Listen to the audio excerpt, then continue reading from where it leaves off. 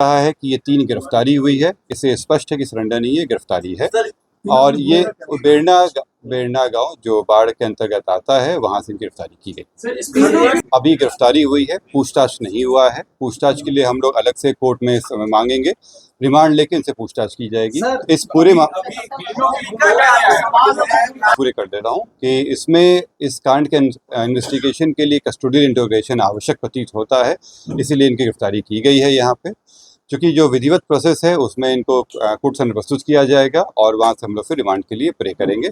क्योंकि अभी इलेक्शन का भी समय हम लोग करना है, तो अभी इमीडिएटली हम लोग शायद ना कर पाए, लेकिन कुछ दिनों के बाद में फिर हम लोग इसमें कस्टोडियल इंट्रोगेशन के लिए रिमांड लेंगे। हाँ, ऐसे अभी कई प्रश्न हैं कि गोली कौन चलाया, हथियार कहाँ से आए और कौन सी गाड़ी थी। इन सभी के लिए जो अभी तक जो 3 गिरफ्तारियाँ हुई हैं, इसके अलावा जो और लोग जो घटनाक्रम में शामिल थे, उन लोगों की गिरफ्तारी आवश्यक है और उनसे जब पूछताछ की जाएगी तो ये सारी चीज़ें सामने आएंगी और हम लोग वो सब चीज़ें भी रिकवर करेंगे। जब भी गिरफ्तारी होती है तो उनको कोर्ट में प्रस्तुत किया जाता है। कोर्ट के सामने पुलिस अपना पक्ष रखती है और बताती है कि क्यों उनकी गिरफ्तारी आवश्यक है, और इसमें जो कोर्ट के द्वारा फिर इनको जुडिशियल कस्टडी के लिए तो कोर्ट सामने प्रस्तुत किया जाएगा, फिर कोर्ट डिसाइड करेगी जुडिशियल कस्टडी। जैसे मैंने आप लोगों को कहा कि अभी 3 गिरफ्तारी हुई है, लेकिन ये अंत नहीं हुआ है, क्योंकि उसमें और लोग भी शामिल हैं। आप लोग भी वीडियो पे देखे होंगे, कई लोग वहाँ पे शामिल थे। इसमें अन्य जगहों पे भी रेड छापामारी चल रही है। जैसा आपने कहा कि 2 लोगों का नाम लिया, उन लोगों पे भी रेड छापामारी चल रही है। इसमें अभी अनुसंधान जारी है और उन लोगों पे गिरफ्तारी की कोशिश की जा रही है। मुझे उम्मीद है कि जल्दी गिरफ्तारी की जाएगी, नहीं तो जल्दी की जाएगी और विधि के अनुसार उसमें और भी तरीके हैं करने के। इन सभी चीज़ों करने के बाद इन सब का बीच में जब इंट्रोगेशन होगा तो सारी सच्चाई सामने आ जाएगी। इसमें जो आप लोग बता रहे थे कि क्या भूमिका है, तो मैं बता दूं कि पहला तो जो वहाँ पे लोगों के जो बयान वगैरह लिए गए थे, कांड दर्ज के जो कराया गया था, उसमें प्रमुख रूप से इन लोगों को अभियुक्त बनाया गया था। अनंत सिंह का नाम दिया गया था कि वो आए थे वहाँ पे, उन्हीं के जो काफिला चल रहा था वो उन्हीं के नेतृत्व में चल रहा था, और इन सभी में इनके इसके कारण इसमें गिरफ्तारी आवश्यक है। नहीं, इसमें वैसे मैंने कहा कि केवल आरोप नहीं, आरोप जो है वो केवल एफआईआर का पार्ट है। इसके अलावा वहाँ वीडियो फुटेज भी मिला वहाँ पे, इसके अलावा अन्य घटनाएं भी हुई, और इसके अलावा लोगों के बयान वगैरह भी लिए गए। पोस्टमार्टम रिपोर्ट से भी काफ़ी चीज़ें स्पष्ट हुई हैं। इन सभी चीज़ों के आधार पर किया गया कि चूँकि कल आप लोग अवगत हैं कि कई सारे कार्यक्रम भी हैं और इलेक्शन भी चल रहा है। इसके बीच में हम लोग कोशिश करेंगे कि जल्द से जल्द हम लोग डिमांड लेके इस पर आगे कार्रवाई कर सकें।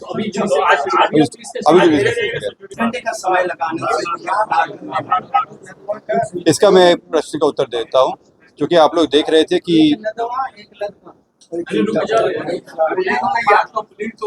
वहाँ पे ये घटना होने के बाद वहाँ पे एनवायरनमेंट जो था वो थोड़ा टेंस हो गया था, और ये आवश्यक था कि जो इस तरह की घटनाएं हुई थी वो और नहीं फैले और लोगों के बीच में जो टेंशन था उसको डिफ्यूज़ किया जा सके। इसके लिए आवश्यक था कि जो लोग शरारती तत्व थे उन पे पहले कार्रवाई की जाए।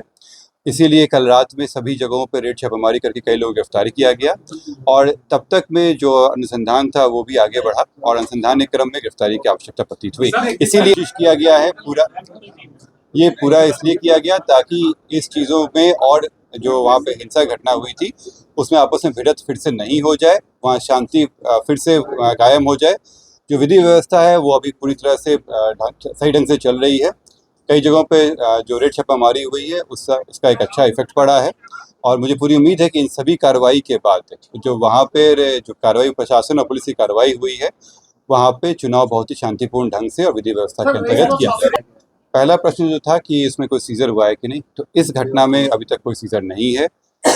हम लोग, जैसे मैंने बताया कि ये अनुसंधान अभी जारी है। इसके अलावा जो सीआईडी की टीम है वो भी अनुसंधान में है, उनका भी सहयोग हम लोग को प्राप्त होगा। अनुसंधान में कई चीज़ों का कार्य रहता है, वो सारी चीज़ें कराई जा रही हैं। इसमें जल्द ही बाकी चीज़ों की सीजर कर लिया जाएगा।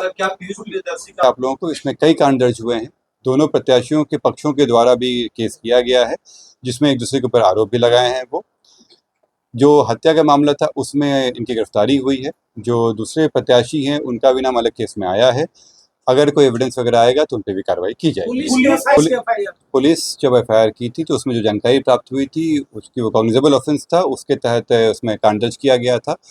उस समय जानकारी नहीं थी कि कौन कौन व्यक्ति हैं, कौन कौन नहीं हैं। तो उसमें जब पहले कांड दर्ज किया गया, उसमें अज्ञात व्यक्तियों पे कांड दर्ज किया गया और जब वीडियो फुटेज के आधार पर पहचान करते हुए लोगों की गिरफ्तारियाँ की गई।